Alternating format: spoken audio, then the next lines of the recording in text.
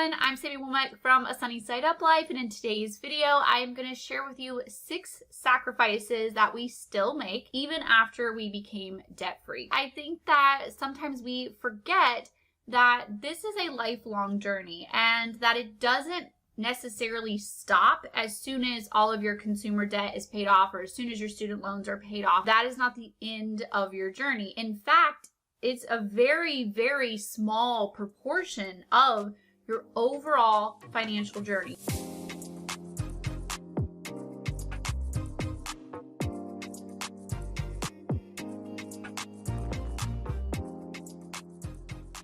So after we became 100% debt-free a few years ago, when we paid off all of our consumer debt, our medical debt, our taxes, we sold all of our real estate, we still continued to live like we were on a financial journey because we very much were, and we very much still are, even now that we have bought our land and we are now in the process of saving up a down payment for a construction loan. Yes, we are back in debt. So on the subject of our living arrangements, number one is that we have rented where we live for almost 4 years. Where we live right now is a very small 2-bedroom, 1-bathroom house. It's about 600 or 700 square feet.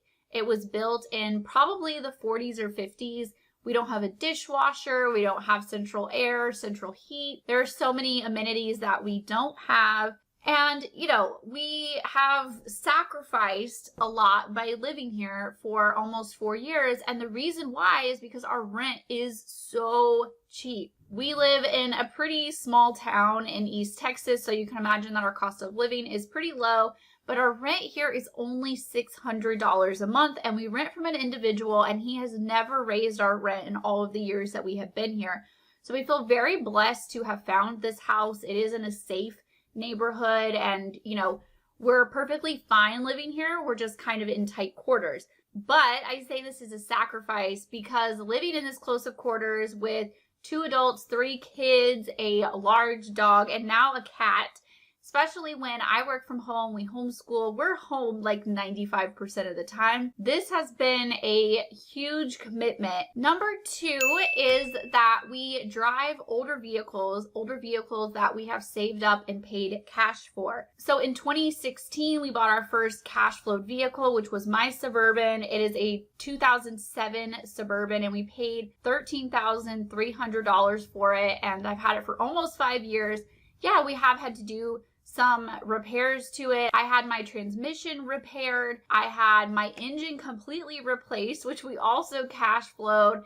But 5 years for a $13,000 vehicle and a couple of $1,000s worth of repairs along the way, I feel like is a win. Also, my husband drives a cash flowed truck. He has a 2012 diesel Silverado, which we paid almost $25,000 for about 3 years ago, but they're still nice. We take care of them. We keep our maintenance done. Our main thing with our vehicles is they're a very small percentage of our wealth, and we know that they are an asset that are going to decrease in value. So we don't want to wrap a lot of our money up in them. Plus, if we were financing, we would be much more tempted to buy something newer, to buy something overall more expensive. To us, it's just not worth it. Number 3 is that we wait to buy our big purchases. So not only have we cash flowed our 2 vehicles, we are actually on our second cash flowed boat. We bought a 5th wheel camper. We recently bought a tractor to mow out our land. We also bought a trailer to move the tractor on. Like these bigger purchases that were a few $1,000s here and there, we have waited. We've been patient. We have saved up. We've cash flowed. My husband is huge about doing research. We are very patient and very diligent when we are spending these big chunks of money because, of course, we don't want to be reckless with these big purchases. We definitely don't want them to be impulse purchases. We want to get a good deal. We want our money to go to something that's going to last us for a long time. And we never impulse things more than maybe $100. Number 4 is that we eat out pretty infrequently. If we do go out to eat, it is for a treat. It is for a date night. Or if it is for like a convenient steak kind of night, it will be just ordering a pizza. But it is not common at all for us to go out to eat maybe once a week, very rarely more than twice a week. It is just not something that we normally spend our money on. Number 5 is that we spend a very small amount of money on our clothes. I personally made it a goal the past couple of seasons to buy the majority of my clothes used on Mercari. For the clothes that I do buy new, I look for sales, or I have some price hacking techniques that I use. And for my girls, most of what they have is hand-me-downs from each other or hand-me-downs from friends. And every season they do get a few new things just for treats, or if it's like needing a new pair of tennis shoes or something like that. But it is a very small part of our budget. It is something that we do sinking funds for, and we don't let it be a huge percentage of our spending throughout the year. Number 6 is that we don't shop for the fun of it anymore. Back in the day, we used to just go and browse the mall or walk through Target. And of course, when you end up in these stores just roaming around, you're gonna buy some things that you otherwise wouldn't buy or wouldn't even think about buying. And of course, we still buy fun things, but it is not the norm, and it is not like an every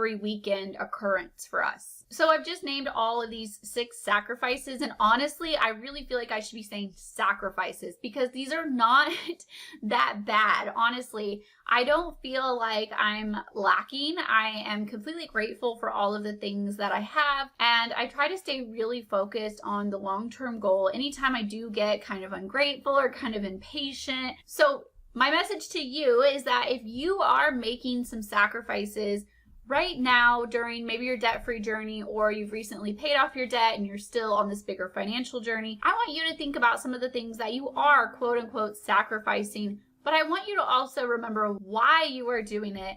And I can almost bet you that the why is much, much greater than the few little things that you are kind of giving up or doing without. So I hope that this video was helpful to you. That is all for me today. Bye guys.